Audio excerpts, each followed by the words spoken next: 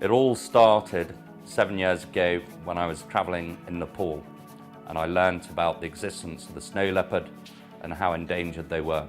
There were less than 5,000 left in the wild. They were critically endangered, and I wanted to do something to help. I'd worked in the spirits industry, and I just thought snow leopard would make a brilliant name for a vodka.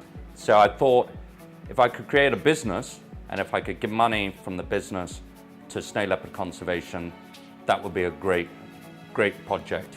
A lot of vodkas on the market. We needed a point of difference. If you want the top super premium quality vodka, you need the best grain. And spelt grain is the best on the planet. It's 1,000 years old. It's 4 times more expensive than other grains to buy, but it has fantastic quality. The head bartender at Claridge's loved the vodka, and he said, I want to make this into our classic martini. So he made a beautiful martini with rosemary. He said the rosemary worked really well in it, and it became Claridge's classic martini, which we jokingly called the Meow-tini.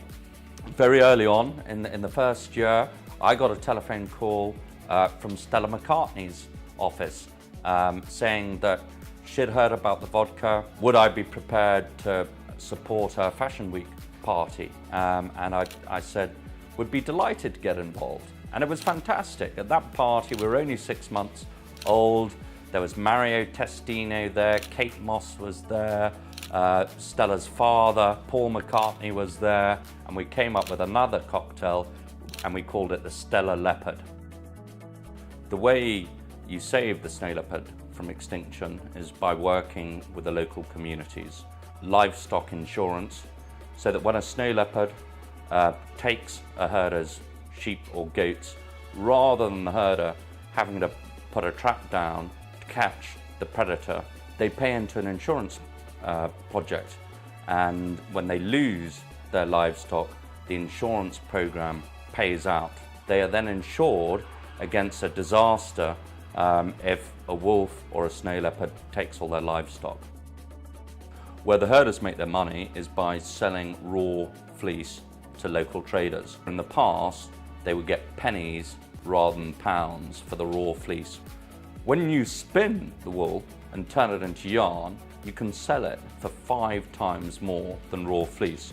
So what the Snow Leopard Trust decided to do was to set up Snow Leopard Enterprises. They buy and give spinning wheels to the women to turn the fleece into yarn, which is sold internationally, and all the money comes back to the herder community. In return for facilitating this income stream, the women have to influence the whole of the herder community to make sure no snow leopards are killed on their patch. The third area is the children. What the Snow Leopard Trust does, it pays for teachers to set up over the summer months eco-educational camps, and all the children will come together. They're given elementary education, they learn about the environment, they learn about snow leopards, and it's just such a magical project, because these children will be the adults of the future. They will be influencing the behavior of their community in snow leopard habitat. Typically, these herders lose far more livestock over the course of a year to disease rather than a carnivore attack. The Snow Leopard Trust comes in and pay for all the vaccination of the herders' livestock.